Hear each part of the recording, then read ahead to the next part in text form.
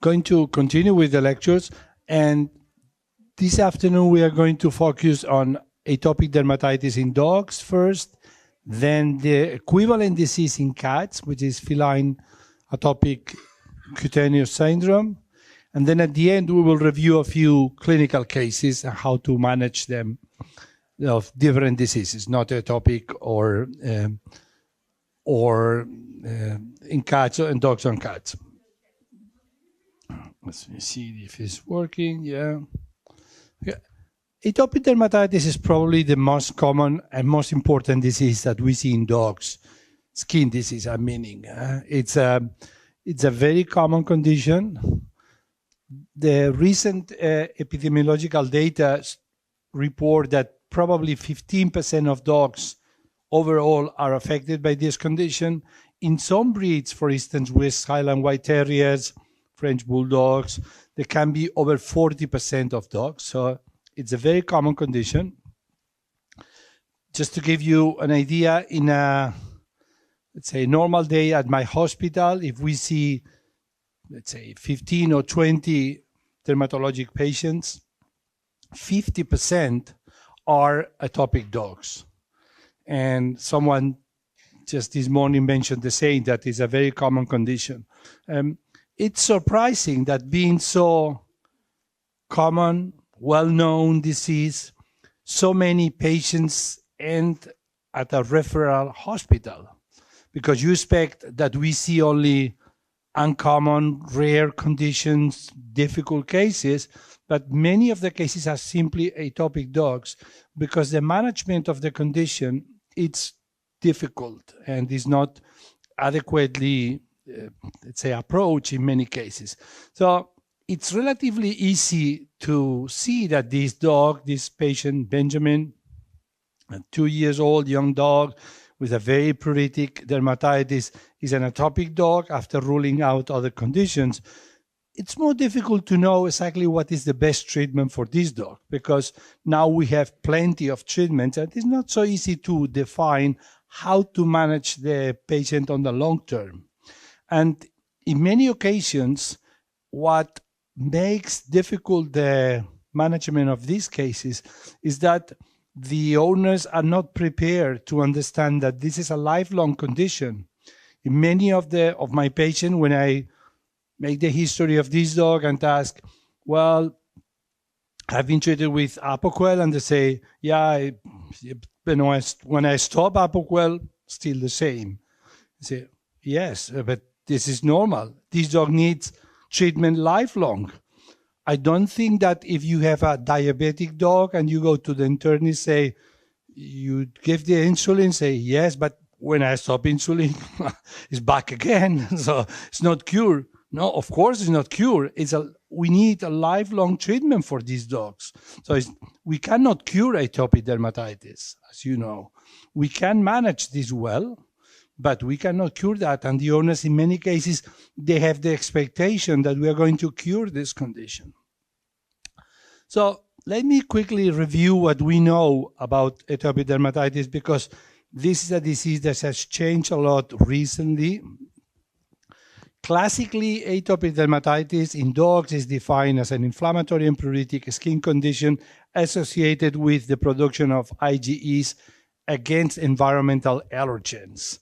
And we know that these allergens penetrate through the skin, that usually are mites, house dust mites, food storage mites, pollens, molds, and that this penetration triggers an hypersensitivity reaction mediated basically by IgEs, and that initially is a T helper 2 immune response, but also with T helper 1 components.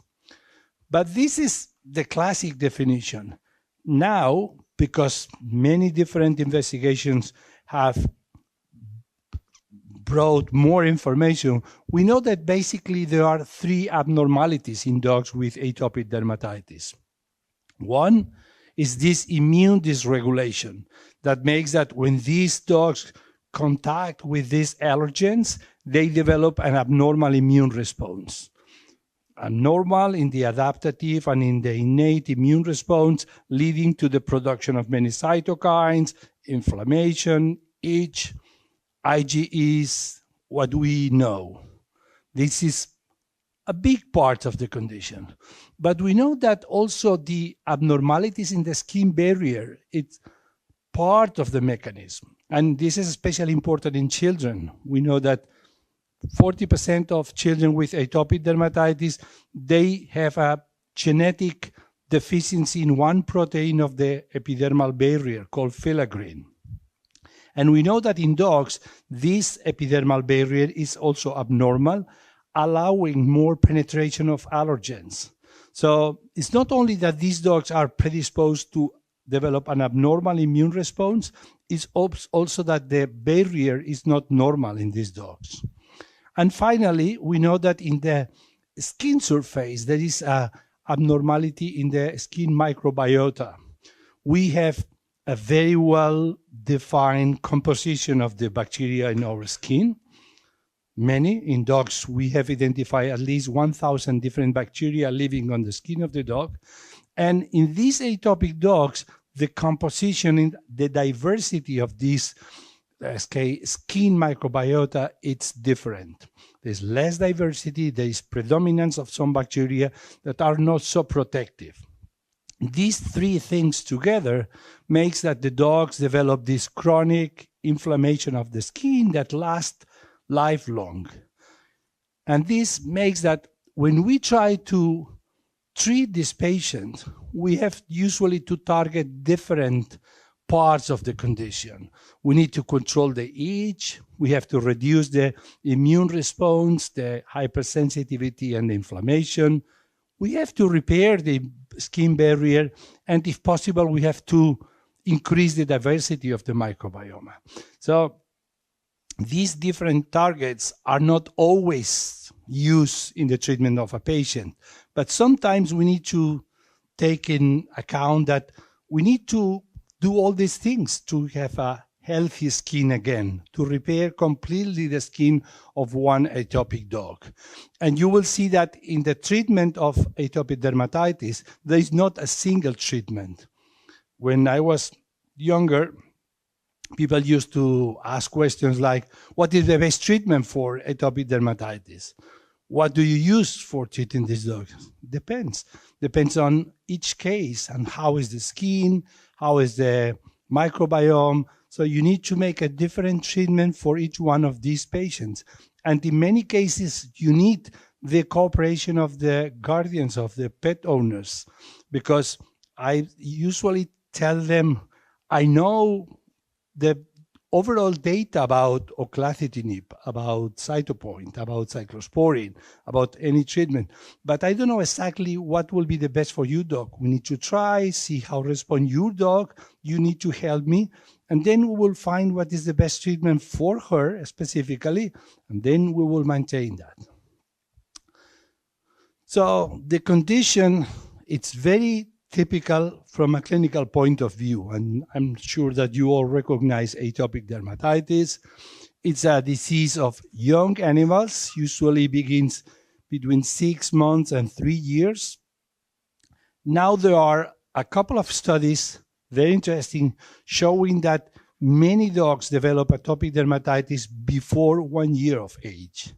A recent study done in Switzerland follow 100 West Highland White Terriers, and they detected that almost 40% of them had signs of atopic dermatitis before 1 year of age. So it's very common to develop the condition early in life. We also know that there's a clear breed predisposition. Boxer, Shar-Pei, Dalmatians, English Bulldog, all terriers or many terriers like Boston, Cairn, Scottish are clearly predisposed. West Highland White Terrier. Sex doesn't play a role in the disease. Males, females, spay, non-spay have the same proportion of disease. And seasonality is variable. Probably 25% of the cases are seasonal, and the vast majority are non-seasonal. So they have lifelong, around lesions. What is important is that the main clinical sign is pruritus. They, in many cases, develop the condition with only itching and very mild skin lesions. Another very typical characteristic of this disease is the location of the pruritus. Atopic dermatitis is typically a disease of the face and ventral parts of the body. So when you look at a patient with atopic dermatitis, I will show you examples now, you typically see the inflammation and the lesions on the ventral parts of the body, on the axilla, on the ventrum, on the groins, and the distal legs. And initially, the lesions are basically erythema or a few papules, and quickly they develop secondary lesions like salivary staining, excoriations, self-induced alopecia, more epidermal collarettes, crust, and many dogs end with lichenification, a thickening of the skin that is very characteristic. Remember that together with the skin problem, dermatitis, you have otitis externa in many dogs, with conjunctivitis in about 40% of the dogs. They have this follicular conjunctivitis, if you look, and many dogs develop secondary infections, bacterial or malassezia overgrowth. So this is how the disease looks. So very typically, this is the distribution of the lesions in atopic dermatitis, and you have to see that they typically around the eyes, muscle, flexural areas of the legs, and distal legs. So the dorsal part of the body is usually spare unless there is folliculitis, bacterial folliculitis. Another interesting feature of the condition is that the lesions of cutaneous adverse food reaction, also called food allergy, and atopic dermatitis are identical. So clinically, they look exactly the same, this distribution of lesions. So this is the classic atopic dog. They are a young animal that present erythema on the face. You see better here around the muscle, around the eyes. The dog is scratching. Then on the axilla, the ventral neck. Here the axilla again. Groins, abdomen, erythema, papules, very typical lesions of an atopic dog. This is a more chronic patient, so the lesions are more established. So the alopecia around the eyes is very prominent, around the muscle, neck. And when you look, the groin area is clearly affected. And we start to see here, although this is an acute flare of the disease, we see here that in some areas we start to see lichenification, meaning that we see the surface of the skin thicker and the marks of the skin surface more prominent. And then when the disease becomes chronic and we are not seeing a flare of atopic dermatitis, but a chronic permanent case, then the lesions are on the same locations, but they look more lichenified and hyperpigmented. Look at this West Highland White Terrier, and you see that the lesions on the paws are more hyperpigmented. The dog is licking this area, has caused what we call excoriations, so erosions induced by licking. And this is the perivulvar area. This is what we call a lichenified area. So the skin is thickened, and the surface of the skin, the markers are more prominent, and is also hyperpigmented. Remember that pigmentation of the skin with melanin is a normal mechanism of defense of the skin. So only shows that the skin has been damaged by the inflammation, and it's a reversible lesion. So if you treat this skin, the black pigmentation, this dark, will disappear. It's simply melanin in the dermis. In many cases, you will have dogs like this one that the owners came to me and say, we are desperate, the dog is really, really bad. And you look at the dog and say, it looks fantastic. That's because the lesions in atopic dermatitis are typically on the ventral parts of the body. If you look at this dog, you see where the lesions are. This is a classic atopic dog. So the lesions are located on in these areas. And you see that they are quite chronic. So you see these black areas, there are some red areas, very active inflammation, and then there are also black hyperpigmented areas, lichenified areas. And this is the same in a very chronic case. So the lesions become more and more chronic with time, but they remain on the same areas. So if there is no infection, the affected areas are here, the axillary regions. And this is the classic lichenification that we see. This is a lesion that is very special. Lichenification, it's only seen in dogs and humans. Cats usually do not present lichenification. Horses a little bit, but dogs, when they have a chronic inflammation of the skin, tend to lichenify the skin. And you see the same on the paws. This dog is probably licking these areas that are inflamed and very itchy. Atopic dermatitis targets about 15% of dogs. But not in all cases, it looks exactly the same. It doesn't look the same in distribution of the lesions, and it doesn't look the same in severity. In some cases, you can simply manage the condition with a very mild treatment. In other cases, you need to be very aggressive and use combination of different drugs to stop the inflammation of the skin. And it doesn't look the same about the distribution of the lesions. I don't have time to go into details, but this has been very well established. It's what we call the different phenotypes of the disease. And in atopic dermatitis, the phenotypes are clearly connected to the breeds, to the different breeds of dogs. For instance, and this has been published and well, let's say, investigated. For instance, we know that in German Shepherd dogs, typically the inguinal region is the most affected. We know that in Shar-Peis, the distribution of the lesions can be even dorsal, so it's all the body that is affected. We know that, for instance, the French Bulldog tend to have more facial lesion.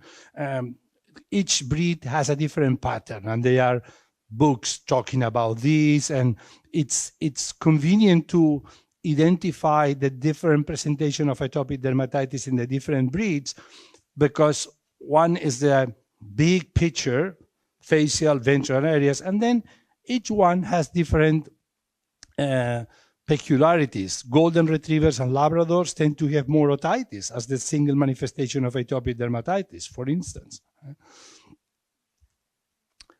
So this is the clinical, let's say, picture of atopic dermatitis in general.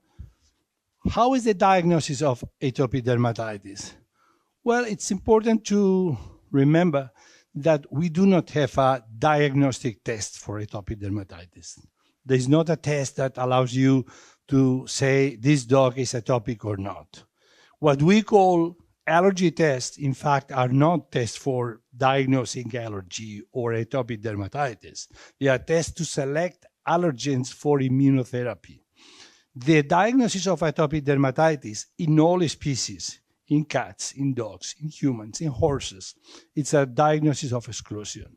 So we need to rule out other conditions, and then clinically we diagnose atopic dermatitis.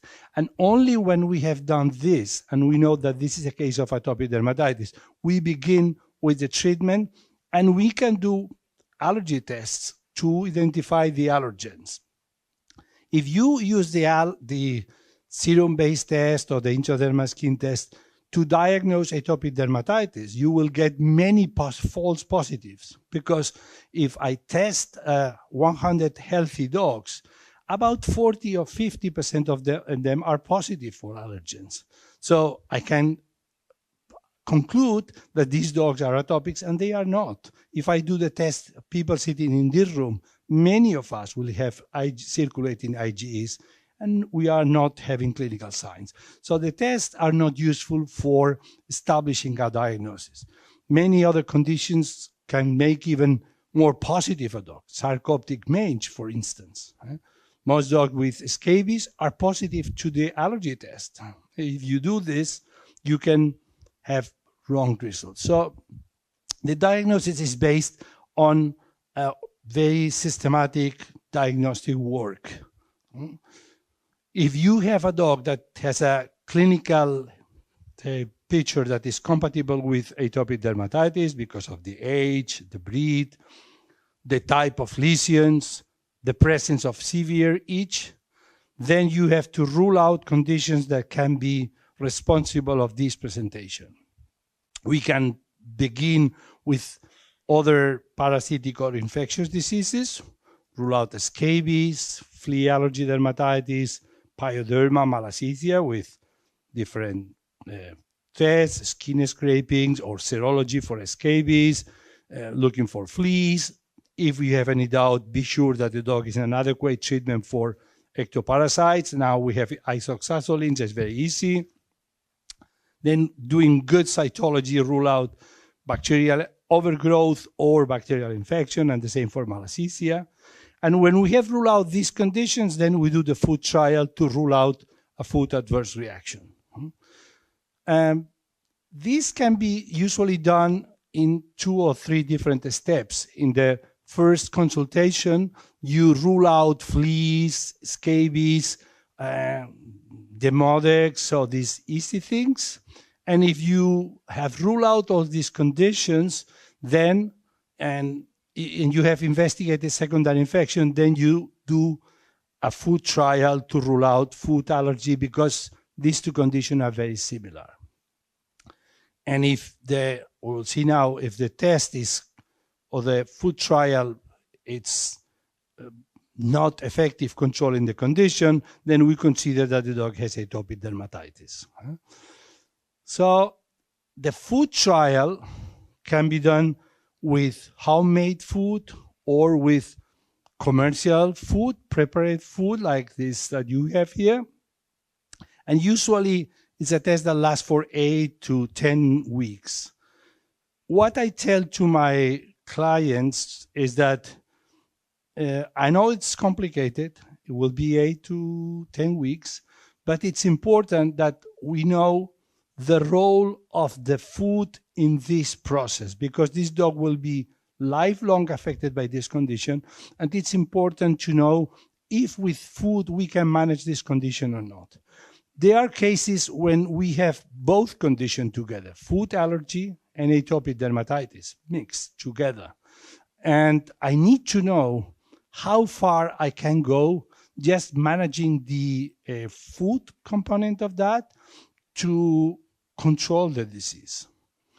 If after doing this food trial, I see a dog that is 80% better, I know that food is very important. That food will be a big part of my management on the long term. If after 8-10 weeks the dog is exactly the same, I know that food is not important, the dog is allergic to other things, and simply I need to use drugs or immunotherapy to manage this condition. So I know it's complicated, but it's very helpful to define the long-term plan. You have to understand that allergic dogs, like allergic people, are not allergic specifically to one thing. We are not born allergic to chicken or to pine tree pollen. These dogs and these children, they have a genetic predisposition to have an abnormal immune response. If they are exposed to chicken, they become allergic to chicken. If they are exposed to pine tree pollen, they develop allergy to pollen. If they are living in Florida and they have palm trees, they will become allergic to palm trees. So it's important that we know if the amount, and they usually develop allergy to several things. So it's important that we use this information to know if part of the allergy is caused by food or not. Unfortunately, also in the market, many labs offer serum tests to detect allergy to, let's say, food proteins. We know that these tests do not work, those on saliva, those in serum. So it's a waste of time to use this to know if the dog is allergic to some food ingredients. I have every day clients coming to me saying, we have done a food allergy test and the dog is allergic to chicken, tuna fish, beef, eggs, cheese. And say, well, this is just not useful. Forget all this information. If we want to know if the dog has some type of food adverse reaction, we need to do a trial. So far, all the tests that have been developed have failed to have clinical relevance. We detect IgEs, IgGs on the serum of these dogs, but there is no correlation between the clinical signs and the results of the test. It's true that in some cases, it's difficult to do a pure test. If the dog is absolutely itchy, they say, I don't know if it will be possible to be 8-10 weeks only with the food and without any treatment to see. That happens. In some cases, what I tell them is, we can do the test later. We can now manage the condition with drugs, put the dog in good condition, and then we know that someday we will need to investigate if the food is important to reduce the medicines. Or another thing that you can do is, well, and I do this in many cases, the first 3 or 4 weeks, I will give you some medication. Prednisone, Apoquel, an injection of Cytopoint, and after 3-4 weeks, we will stop that and we'll continue only with the diet. And then when you come back after 8 to 10 weeks, we will talk about that. If the dog was doing well at the beginning, but when we stopped the Apoquel, the itch came back again, we know that the diet is not helping. The same with Cytopoint that lasts for 4 weeks, more or less, or steroids. You can give tiny amounts of steroids 3-4 weeks, and then stop the steroids, and then continue with the diet. And after 8-10 weeks, you see the dog again. If it's improving with the diet, we will start to consider diet is important in this case of allergy. I usually expose the dog back to the previous diet for 2 weeks, and if the dog starts to itch again, I say, it's clear. The allergy is caused in a big part by food. And then I need to find a good diet, usually a monoprotein diet, for the long-term management. They can continue eating this diet, but in many cases it's better to change to another for the long-term management of these patients. So when you have ruled out parasites, infectious diseases, and food allergy, you consider that your dog has atopic dermatitis. This is a clinical diagnosis. It's not a diagnosis made by one test. And we are lucky because this condition has been investigated a lot, and we have very clear recommendation about how to treat these dogs. So it's not necessary now that each one make changes and trials, because big group of experts review the recommendation about the management of atopic dogs. And there are guidelines that are in open access. This is the last one, this is 2015, but now there are almost ready for the next edition. And they clearly give you the guidelines about how to best manage these patients. And they say one important thing is to separate two situations. One is the management of the acute flare of atopic dermatitis. This is step one. I have a dog that is itchy with inflammatory lesions. It's doing bad. The owners are upset and so on. The majority of our cases, when they come to the hospital, they come because it's an acute flare of the disease. And for these patients that present this acute flare of the condition, they recommend basically increase hygiene, bathing frequently. So we know that this helps a lot normalizing the skin microbiome. You can use chlorhexidine or miconazole if there is Malassezia overgrowth, or you can simply use a moisturizing antipruritic shampoo. What is the frequency of bathing? I would say managing the acute flare, the beginning 2 or 3 times per week. So very intense bathing at the beginning. I tend to tell the owners When this is controlled and the dog is doing well after usually 4 weeks, you will begin to bathe the dog once a week, and this will be the long-term management of this. But now we need a lot of intensity managing the case. If there are deep infections or in the cytology you detect clear signs of secondary infection, you can use topical treatment or even in some cases systemic antibiotic treatment. This is the type of dogs in an acute flare.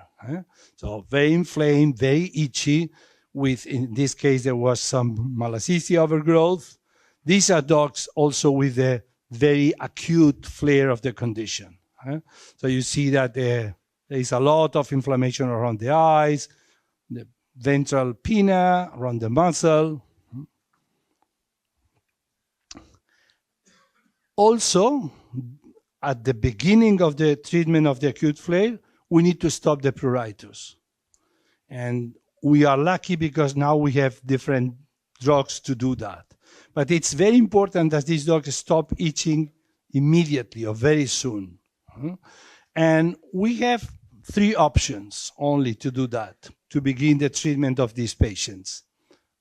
Use topical or systemic steroids, use oclacitinib, or use the monoclonal antibody cytopoint. Other options like cyclosporin, immunotherapy are not adequate at this phase. So in some cases, I see vets that begin immunotherapy expecting to control this. This will never be controlled with immunotherapy. Immunotherapy is a long-term treatment, but we need now to stop the itching of these dogs. And we can do using any of these drugs. Steroids usually can be used at very low dose. In big dogs, even 0.5 milligrams per kilo a day for 1 week. And then you taper the dose, 0.5 milligrams every other day for 1 or 2 more weeks, and then even half of the dose, 0.25 milligrams every other day, the 3rd or 4th week, and then you discontinue that. You simply stop the flare, add the bathing, control the secondary infection, check that it's on good parasite control, and then we have to decide what are we going to do in the long term. But for the flare, that is usually 4 weeks, this is enough. Apart from a steroid, you can use Apoquel. It is a very effective drug. You know that the dose of this Janus kinase inhibitor is between 0.4 and 0.6 milligrams per kilo every day. It's mainly a Janus kinase 1 inhibitor. It's not registered as a selective Janus kinase 1 because it has some impact on Janus kinase 2 and 3, but mainly it's Janus kinase 1 and is pretty safe and act very quickly. You know that we give this BID twice a day for 2 weeks and then once a day at this dose. We know that there are some limitations to the use. We cannot use this in dogs less than 1 year of age or dogs with severe infections. You can use it in cases of superficial pyoderma or malassezia overgrowth. This is okay. Not if the dog has a very severe, deep, suppurative infection of the skin and cannot be used in other species. Oclacitinib has clear advantages in front of steroids. It's very quickly, acts very quickly, stopping the itch. It's very easy to use. We don't need a test. Has very few side effects. Has been reported a few changes in hepatic enzymes, in cholesterol, a little bit elevated in some dogs, but very, very few, a little bit of weight increase, no secondary infections, no urinary tract disease, so it's pretty safe. We can combine this with other treatment, topical or systemic, and we can do the intradermal skin test or the serum test while the dog is on Apoquel. So we can begin with Apoquel, control the acute flare, and when the dog is doing well, say, you want that we start to think on the mid and long term, we can do the allergy test and decide if we can control this adequately. Weaknesses, the problem is that usually if you begin with Apoquel, you need to use this every day, long term or lifelong. So some owners at the beginning are very happy, but after a few months say, I see that every time that I don't give the pill, the dog is starting to itch again. So they feel that they are hooked to the medication, and that's true. The Apoquel, when we compare with cyclosporin, for instance, has some differences. Act very quickly, is very anti-itch, but the duration of the effect is very short. Because it's a drug that has a kinetic that in 8 hours is almost gone. Then when you stop giving Apoquel, the clinical signs come quickly. Cyclosporin needs 10 days to be effective, but when it's doing the job, the efficacy lasts longer, and you can taper the doses and give cyclosporin every 2 or 3 days in many dogs. So there are some differences. The other option that we have to stop quickly the itch is Cytopoint. Cytopoint, it's a monoclonal antibody, you know well, against interleukin-31. That is one of the mediators of itch in the dog, not the only one, but one important one, and that blocks the interaction of interleukin-31 with the receptor and lasts for 4 weeks, the control of itch. The dose, it's a little bit different in different countries. In Europe, we have a dose of 1 milligram per kilo. In the US, it's 2 milligrams per kilo. There's a small difference. But the data, the most recent data, suggests that with 1 milligram, or a little bit more than 1, all the interleukin-31 is blocked. So if it doesn't work at 1 milligram, increasing the dose is not going to change the results of the treatment. What makes an increase of dose going to 2 milligrams or even more is that the duration of the effect is a little bit longer. So if you give a dog 2 milligrams per kg instead of 1, usually you go up to 5 weeks of duration. If you go very short to 1 milligram, you remain between 3 and 4 weeks. But about 30% of dogs do not respond to this treatment.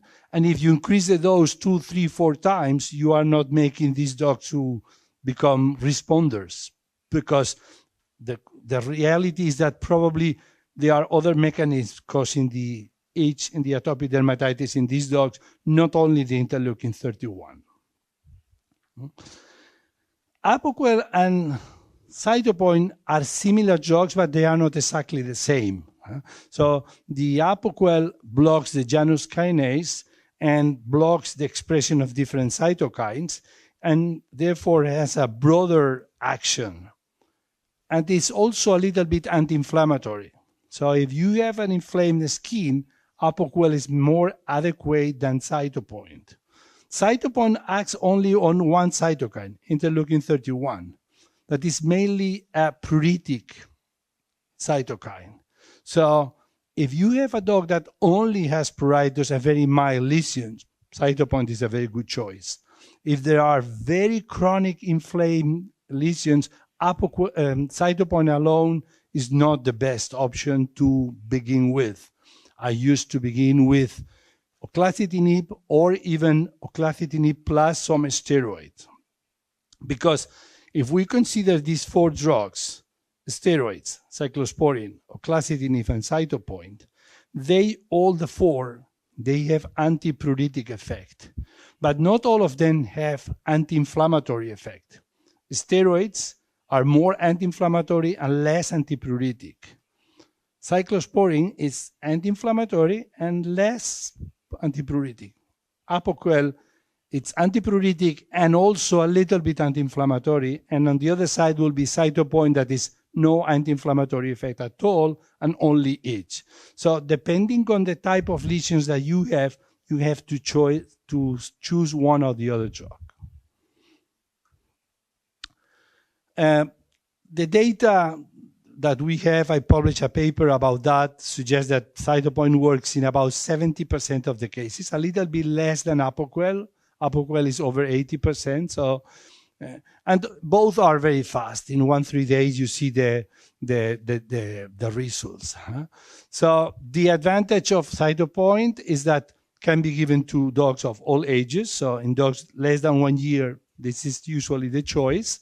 And also in dogs with other diseases.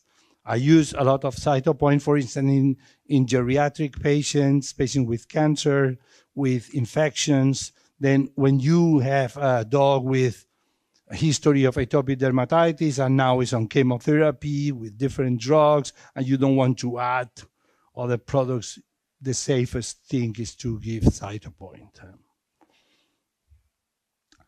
So in 4 weeks, using one of these drugs, you have to be able to control the acute flare. Bathing, controlling the infections, and using steroids or Apoquel or Cytopoint. And then if you have done a good job, after 3-4 weeks, the owner will come to you and say, much better, not itching so much, doing well, no skin infection, the skin looks less inflamed, it seems that everything is going well. Now is the time to talk about the long-term management, to talk to these people and say, yeah, it's doing well, but now becomes the second part of the treatment. It's keeping the dog in this condition forever. And we need to do a very, let's say, adequate step to maintain the dog under this condition. And the long-term management is more difficult. And is where, in some cases, there is a lot of frustration. And the long-term treatment, it's based on two things. Supportive treatment that all dogs need to receive, and then you have to choose what is the best way to control the disease in this specific patient. So we will change from the management of the acute flare that we decided to do with prednisolone or prednisone or clasitinib and lokivedmab, to the long term, where we are going to maintain one of these two drugs, not the prednisone, and we will consider cyclosporine or immunotherapy. Because these two are slow-acting medications that we only use for the long-term management. From the beginning, remember that we will be with frequent bathing, with adequate control of ectoparasites. Usually because we bathe a lot these dogs, we will put them on isoxazolines. We are not going to use spot-ons because we will bathe the dog every week, in some cases twice a week. And then they need to eat adequate food. Even if they are not food allergic, we know that they are predisposed to other allergies, so it's better that they eat a diet for the long-term management of the allergic condition. So what are the drugs that we can use for the long term? They can continue on Apoquel or on Cytopoint. That's a good alternative. If the owners are happy, they can continue on that and with the bathing. So we can also consider cyclosporine for the long term. Cyclosporine is different and targets a cytokine that is the interleukin-2, that is a very basic cytokine. Interleukin-2 is what we call the lymphocyte growth factor. It's essential for any immune response. And if you block interleukin-2 and some other cytokines, you reduce the itching, the allergy, and also inflammation. So it's very potent drug. It's used usually at 5 milligrams per kg. This is a low dose. The immunosuppression with cyclosporine usually begins around 8 to 10 milligrams per kilo. And if you want to get a very strong immunosuppression, you go above 15. In kidney transplantation, for instance, in humans, cyclosporine is given at 20 milligrams per kilogram. So we're using a very low dose that is enough for our atopic dogs. And it works about 75% of the cases. The problem is that it usually takes 10 to 14 days to be effective. So if the dog is on oclacitinib, you don't need to discontinue oclacitinib and begin cyclosporin, because in the middle you will have another flare of the disease. Simply begin cyclosporin and maintain the oclacitinib for 2 or 3 weeks, and then you can stop oclacitinib. And the same with the steroids. You have to begin the treatment with cyclosporin together with some steroids the first 2-3 weeks to avoid having a flare of the disease of the condition. The problem of cyclosporin is that it has more side effects than Apoquel. The most common one is vomiting. If you give cyclosporin, as indicated in some of the boxes, with empty stomach to increase absorption, between 15 to 20% of the dogs vomit at least once. Many, they have many vomits. So it's better to give always cyclosporin with food on the stomach, with a protected stomach. And also freezing the capsules helps to avoid vomiting. If they keep the box of the capsules in the freezer, the dogs do not vomit. And you give the capsules very cold to the dog, they do not, almost never vomit. Also, another thing that you can do is, if you have an episode of vomits, wait a couple of days and restart the treatment again. That's also very effective. And if you vomit, probably the best treatment to stop vomiting is maropitan. Metoclopramide or omeprazole are even contraindicated in vomits induced by cyclosporin. So we can keep that. So, okay. So cyclosporin has advantages and disadvantages. It's a drug that I use in many cases of atopic dermatitis. It's very effective, similar to steroids or close to oclacitinib. Can be used on the long term, so it's a drug that is better for the long-term management, because you can taper the dose. After 1 month giving cyclosporin every day, if the dog is doing well, I start to give cyclosporin every 2 days, every 48 hours, and then every third day. So many dogs on the long term, if they are bathed, they eat good food, they are controlled for parasites, they remain free of signs of atopic dermatitis, just taking cyclosporin 2 days a week, Tuesday and Saturdays, for instance. That's it. So it's a very good alternative. And also, you can use cyclosporin as the baseline. That's a very common combination. The dog is living on cyclosporin, tiny doses, and we know that every spring has a flare, and then we add a shot of cytopoint, for instance. This is also a good combination. The cyclosporin, it's a drug to be used as a baseline. It's not to control a flare in 2 days. The problem with cyclosporin are side effects. Vomiting, there can be up to 25% of the dogs, is easy to control with freezing the capsules, giving with food. The diarrhea that happens in about 3-4% of the dogs is much more difficult to control. When dogs present diarrhea, usually you need to stop cyclosporin. The same with the gingival hyperplasia that you have probably seen. About 3% of dogs on cyclosporin, they develop this gingival overgrowth, very typical, and then usually you need to discontinue the cyclosporin. And in some countries, price can be a limitation because cyclosporin can be more expensive than other treatments. But now we have many cyclosporins, brands of cyclosporin, so usually the price is going down and down and down. It's no more a big limitation. The other long-term option is allergen-specific immunotherapy.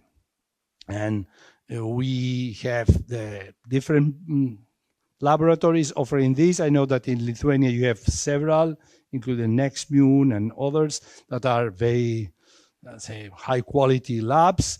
And you can use the sublingual route or the subcutaneous route. At the beginning, you know that there are different protocols, but basically at the beginning you give these small quantities frequently, and then usually you end with one administration every 2 to 4 weeks. We do not understand very well this therapy from the mechanistic point of view.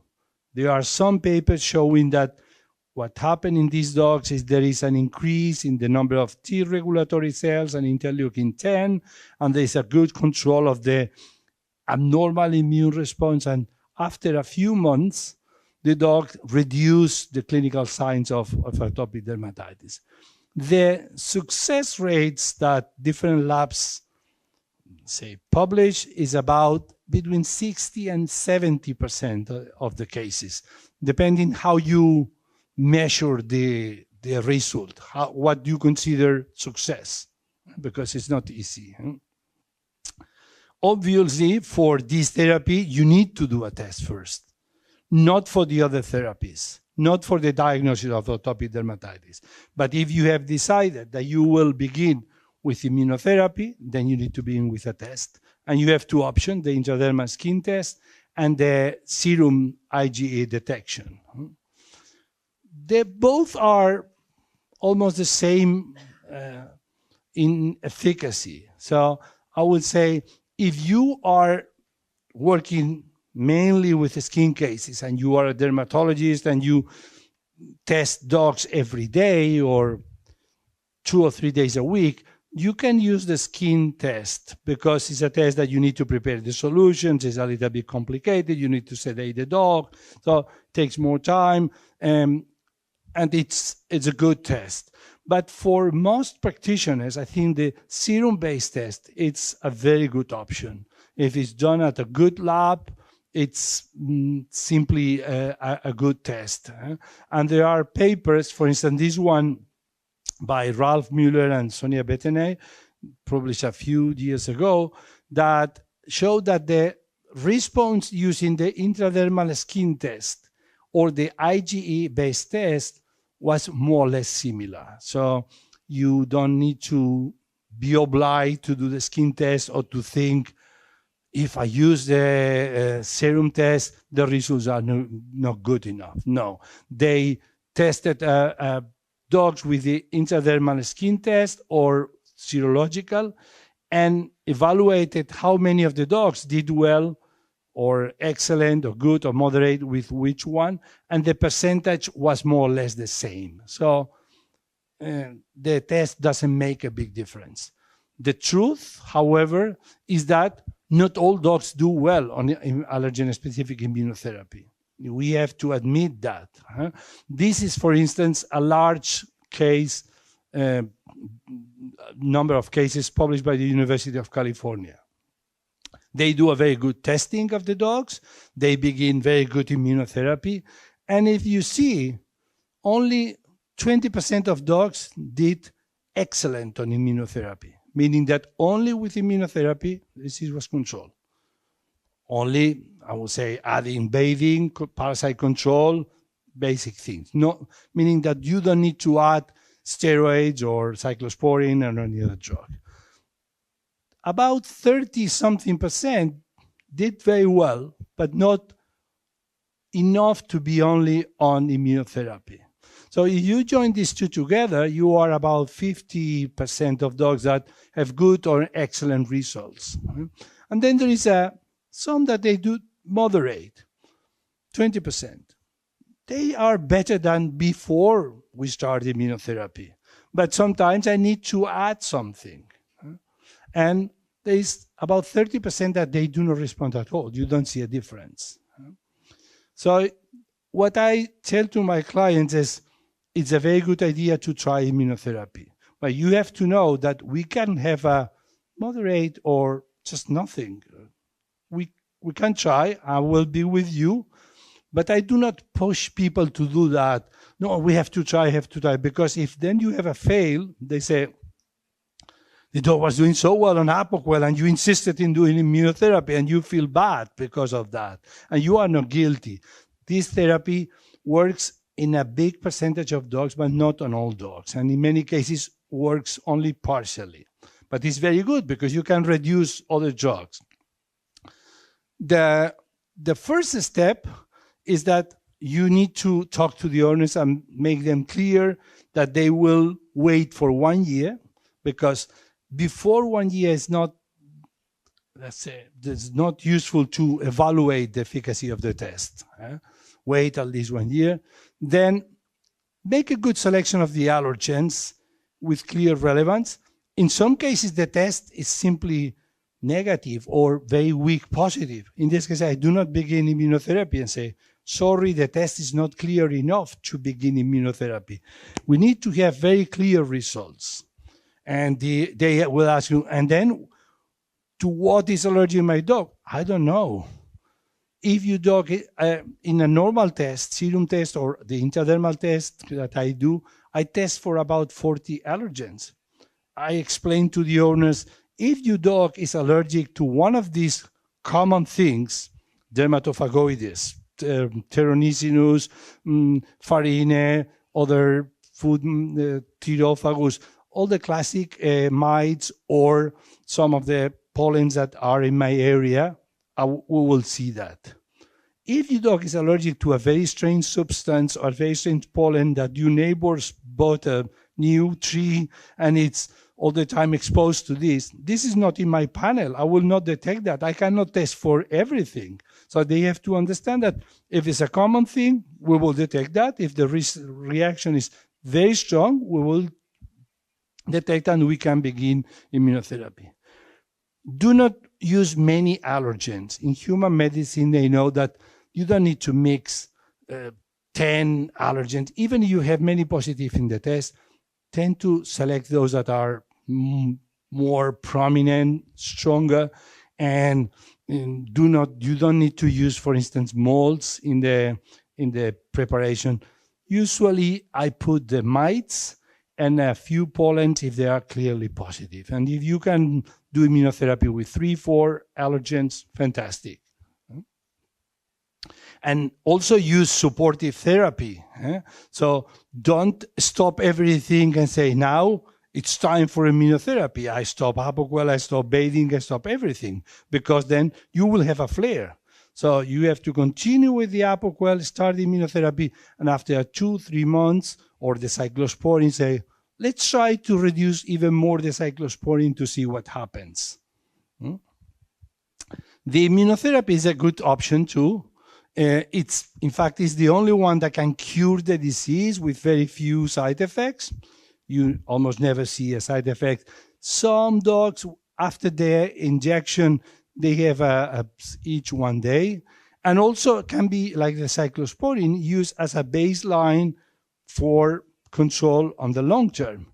And if the immunotherapy is controlling 60% of the condition, and 2 times a year you need to give some Apoquel or some cyclosporin or some cytopoint, perfect. You don't need to give every month a shot of cytopoint. But there are some negative parts or weaknesses. You need to do a test first. There is a long time till you start to see results. You don't see in 1 month an improvement of the clinical signs. Also, there are many protocols and can be confusing. In this case, your lab can help you. If you work here with Nexmune or with LaboClean or whatever, they usually will help you. And also, it's true that they need compliance and dedication of the owners.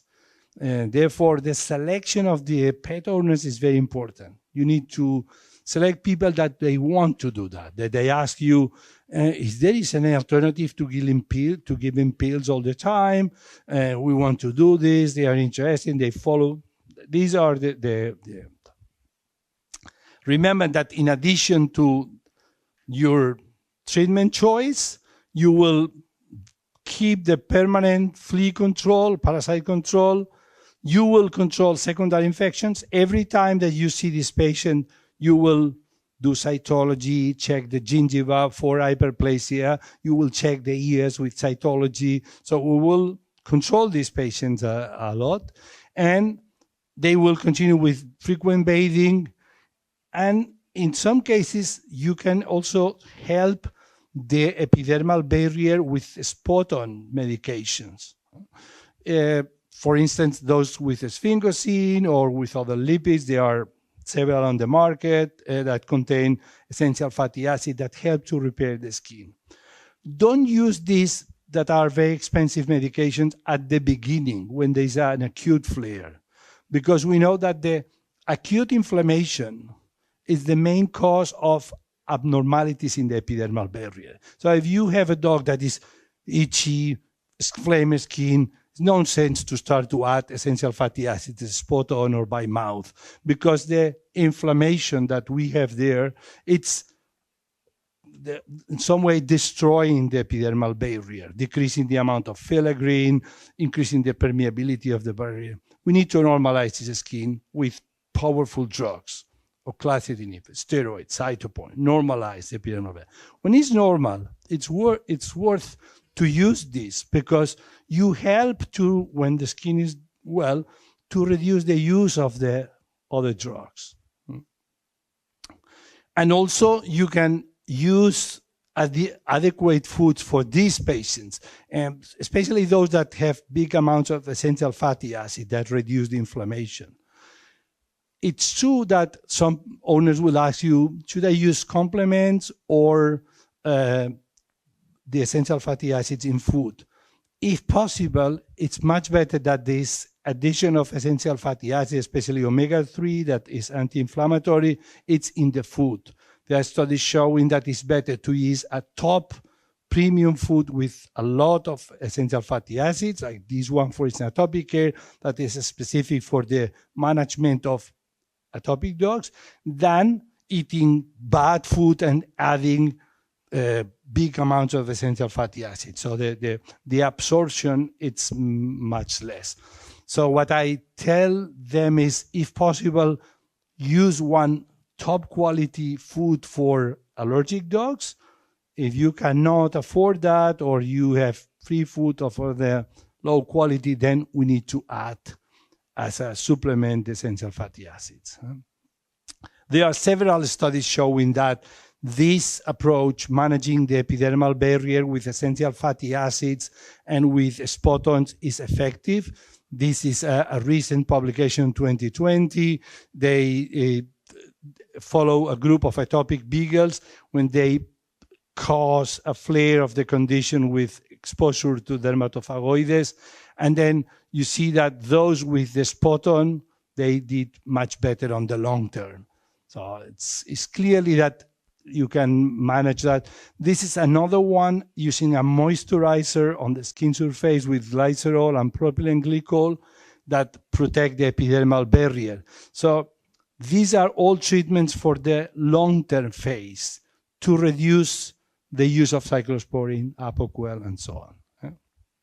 So, in summary, how are we going to manage these atopic patients?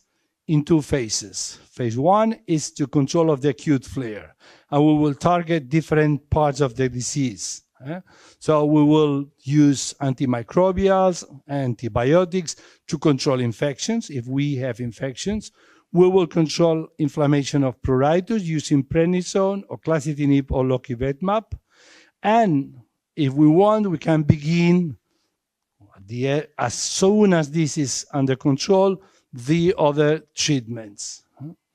And in the maintenance phase, we will continue with medicated shampoo. We will reduce the frequency. Long-term can be one bath every week or even every 2 weeks. We will continue with the allergen immunotherapy if we have started with that, with adequate food, with sphingolipids or essential fatty acids to repair the epidermal barrier, and one of these three drugs, if we have chosen one of them, oclacitinib, lokivetmab, or cyclosporine, on the long term.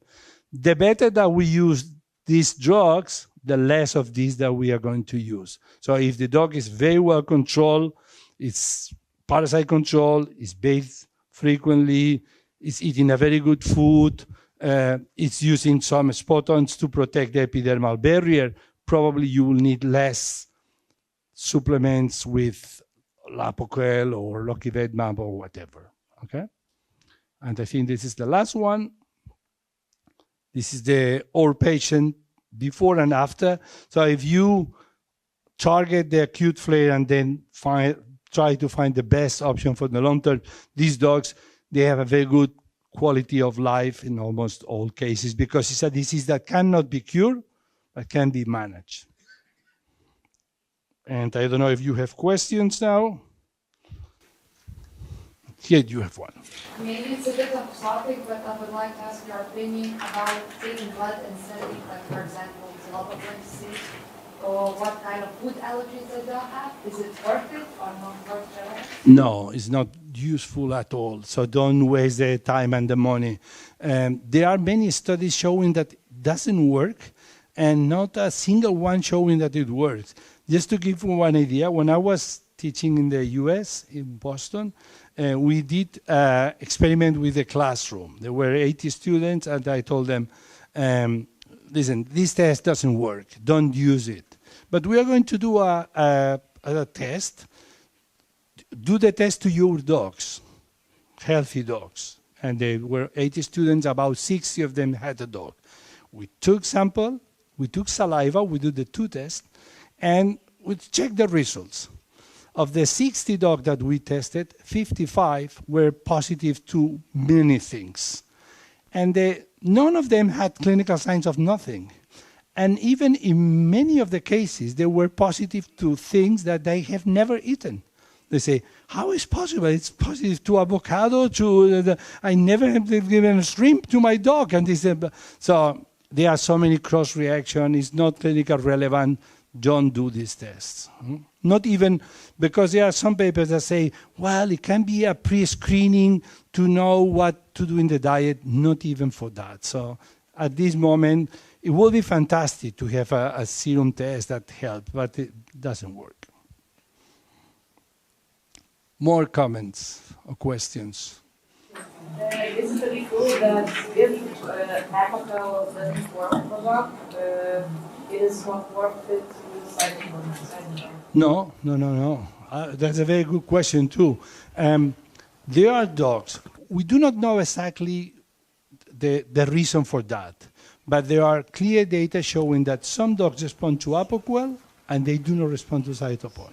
And dogs respond to cytopine and not to Apoquel. So they are different drugs. Even the Apoquel has a mechanism that is related to the interleukin 31. So it blocks the Janus kinase and cytopine also blocks the interleukin 31. But Apoquel also works directly on the nerve cell, blocking the signal. So they are different drugs. And then if you have a bad result with Apoquel, you can try perfectly cytopine and the reverse. If you don't have a good result with cytopine, you can try Apoquel. It's a very good question. This is something that has been going around, and now we have more data and studies, and it's clear that you can have, in general, most dogs respond to both of them. There are 60% of dogs that respond to two drugs, but you can have cases of one or the other. More questions over there. Aš norėčiau užduoti klausimą. Paveiksliukose 30 ir 31 trupučiuką skiriasi dislokacija. Vienoje vietoje yra snukis, kas būdinga atopiniam dermatitui, o kitam yra akis, kas būdinga demodeksui. Kaip jūs atskiriat, jeigu tyrimas nedavė rezultatą, paėmiau skutinos ir nėra? Kaip atskirta, kad čia yra demodeksas? Kad tikrai ne demodeksas? Well, clinically, there are many differences between the two conditions. In general, in demodicosis, at the beginning, the lesions are multifocal spots of alopecia with a non-symmetric distribution. In atopic dermatitis, you tend to have a more diffuse, not focal area, and they tend to be very symmetric. The type of lesions is also different. In demodicosis, they begin with alopecia, then move to erythema and scaling, and finally you have cross because of the furunculosis. In atopic dermatitis, you begin only with erythema and moves to lichenification. That is different. And also the distribution on the body is different. It's true that both can target the face, as you say in the images, but in demodicosis, you have more lesions on the trunk, dorsal parts, and in atopic dermatitis tend to be more ventral. In demodicosis, you tend to have lesions on the paws, and in atopic dermatitis, you do not have that. And also, in demodicosis, the areas without hair are usually spared, so nose, mucocutaneous junction, and in atopic dermatitis, they can be affected or inflamed. So clinically, you can distinguish the two. These two dogs, for instance, they have very symmetric lesions, erythematose on the face. In demodicosis, you have more spotty. At the end, it's very easy. You can do a skin scraping. But clinically, they are really different. Demodicosis is not a very itchy condition. In the scale of itching, the average level of itchiness in demodicosis is 3. If there is a secondary infection, can be 5. In atopic dermatitis, the average itchiness is between 7 and 8. So they are much more itchy, the dogs with atopic dermatitis, than the dogs with demodicosis. So the main differential diagnosis of atopic dermatitis is food allergy and scabies. In scabies, you can have very similar clinical signs in some cases. Okay. Norėjau dar paklausti tada dėl šuns. Jeigu apakvėlis priprato, o citapoinas nepadeda, ką tada daryti?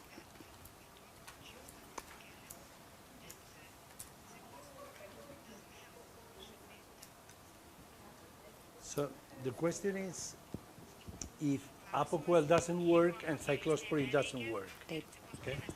So in this case, the best option that you have is to use cytopoint. And you can combine cytopoint with immunotherapy in the long term. If this is not effective either, and then the cytopoint is not working, then we need to move to a different group of drugs that they have not so much evidence, but they are called for desperate cases.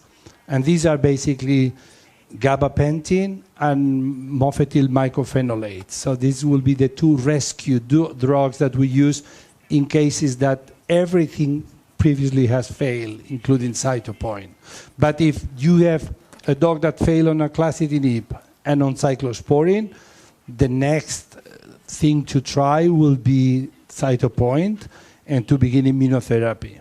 You can also use tiny amounts of steroids together with the cytopoint. So this will be what I will do, what I do in these cases, before moving to mofetyl mycophenolate or gabapentin.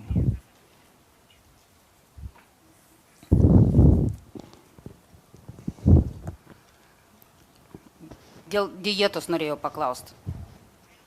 Anksčiau, kada pakeitė dietą veterinarinę, 20 dieną buvo stabilus pagerėjimas. A dabar, kada nusimato pagerėjimas, 26 savaitę įvyksta pablogėjimas. Ir išeina, kad viskas grįžta į tą pačią vietą. Ir keičiant pašarą į kitos firmos, į hiperalergeninį nepadeda. Ką tada daryti? Nes tokių atvejų yra daug ir pašarai beveik visi, kas yra Lietuvoje populiarūs ir užsieniai, beveik visi turi tokį pripratimą.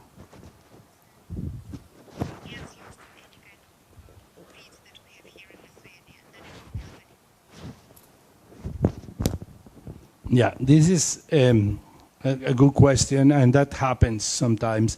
In general, what we try to present in lectures or in books is the ideal situation. You have a dog that is itchy, you change the diet, and the dog remains itchy, not a food allergy, or improves a lot, is doing much better, and when you go back to the previous diet, the dog is itchy again.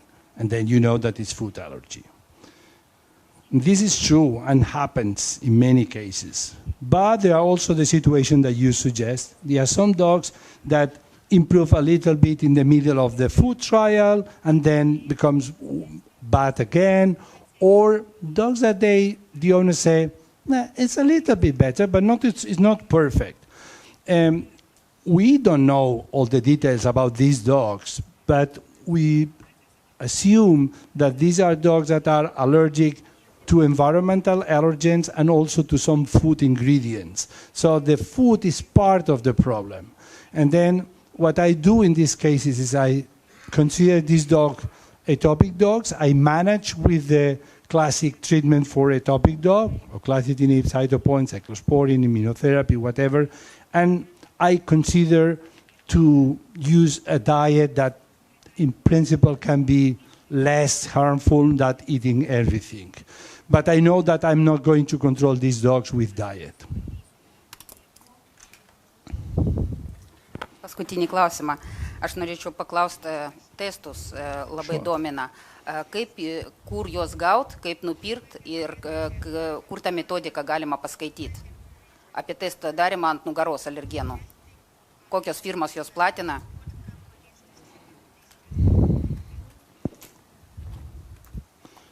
I'm so sorry, but I cannot help you with this because I don't know what are the distributors of this test in Lithuania. I imagine that you refer to intradermal skin test, not to the serum test, no? To intradermal? Taip. You, I'm sure that you will have some companies that distribute that here in Lithuania. Big companies like Greer or Arthu are distributing the tests in Europe. So maybe you can get this from other countries, or any colleagues here that can help you with this. It is NextMune. NextMune produce also tests for the intradermal skin, and you can have this in Ukraine. NextMune is a very good company, and they do the serum-based test And serum, they do. and the intradermal, so you have both. It's the big one in Europe, NextMune now. Have you ever used it to find an animal together? Yes, very frequently. They work very well together. It's a very good combination. So in cases, and there are two ways of doing that. So in some cases, I use Apoquel as a baseline, and there are dogs that have occasionally a flare, and then I give the cytopon. In other cases, the owners prefer the reverse situation. They prefer that I give a shot of cytopoint every month to keep the dog well. That is called the proactive cytopoint therapy that has been published.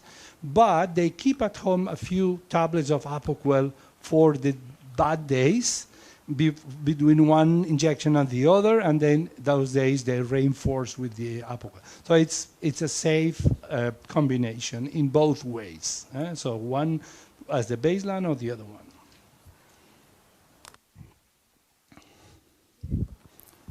Do you have statistics about atopic dermatitis in dogs, maybe in cats too, maybe later?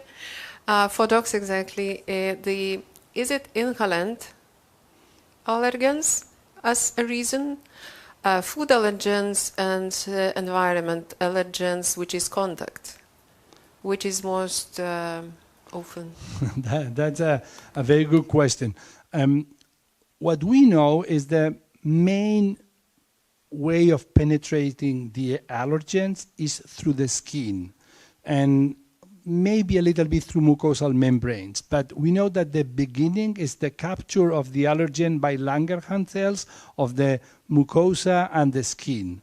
There is an experiment done maybe 10 or 15 years ago with atopic dogs, and exposing these dogs that were atopic to the allergen through different ways: inhalation, ears, mouth, skin. And in all cases, the clinical signs appear. So meaning that all these routes are open for an atopic dog.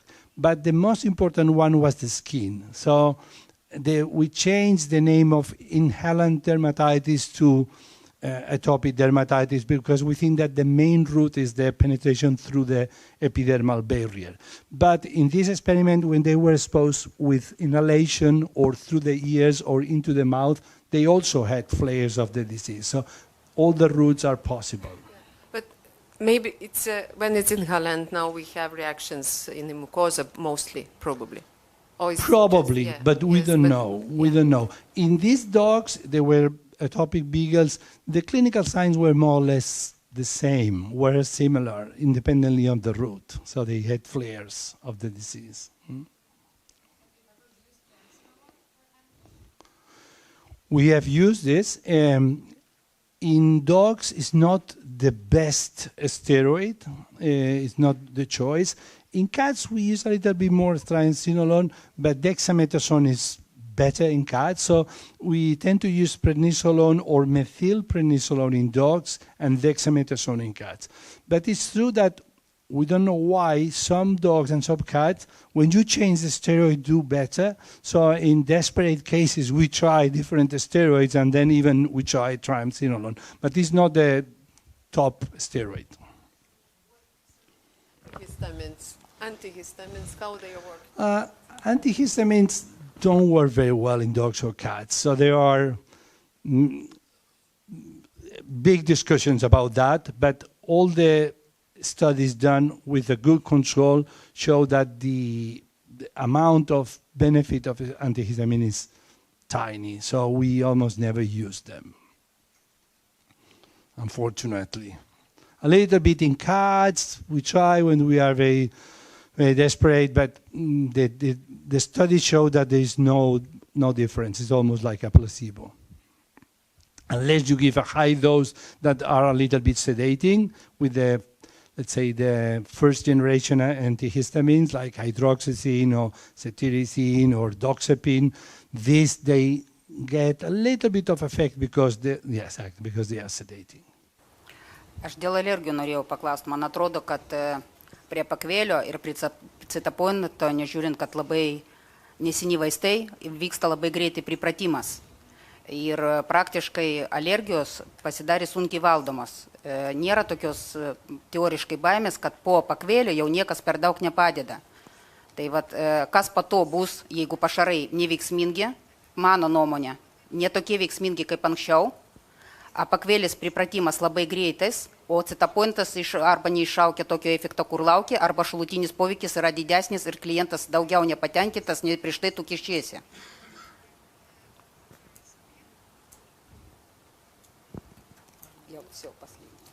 So the question is what I'm going to do if the dog is not doing well on Apoquel nor on Cytopoint.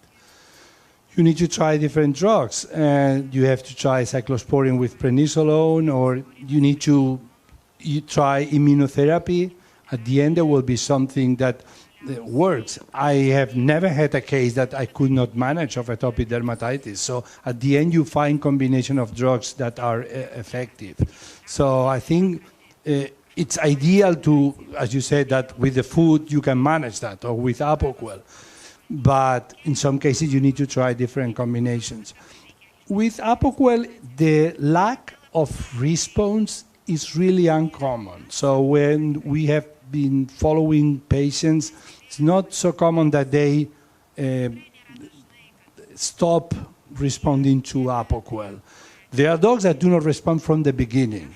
There are dogs that need the Apoquel every 12 hours because Apoquel is a drug that has a very rapid metabolism, kidney metabolism. So when you give Apoquel, the highest blood concentration happens in 2 hours, less than 2 hours. And after 8 hours, it's almost gone from the blood. So some dogs need that you always give the Apoquel every 12 hours. That's something that happens and can be fixed in some cases given smaller doses morning and evening. There are dogs that need higher doses of Apoquel, and there are dogs that do not respond at all. But dogs that respond well and with time they are less and less responsive are really uncommon. This happens more with Cytopoint, and this has not very well understood, but it's true that after repeating injections of Cytopoint, some dogs start to have less and less improvement. We suspect that this is because the dog produces antibodies against the Apoquel. Also, Cytopoint. Also, Cytopoint is 93% a canonized antibody. There is 7% of the molecule that is not a canine sequence of amino acids. It's like it's from hamster, and they remain this part. So it's possible that some dogs produce antibodies, and then they block the cytopoint, and after a few months or years, they stop being effective. But we don't have data of how many of them they are, and the only way is to change to another medicine. And I don't know, there's a big discussion if you have a case of a dog that at the beginning responded well to cytopoint and then stopped being effective. If you wait, for instance, 1 year, if you restart the cytopoint, if this will be effective, we don't know if this is permanent or just temporary, that the loss of efficacy. Čia smalsumas, norėčiau paklausti, jeigu taip greitai vyksta pripratimas prie pakvelio, a medžiaga nauja, a jų taip greitai nesuranda, ką darysim maždaug už 5-6 metų, kada ir šitos medžiagos save išekvos?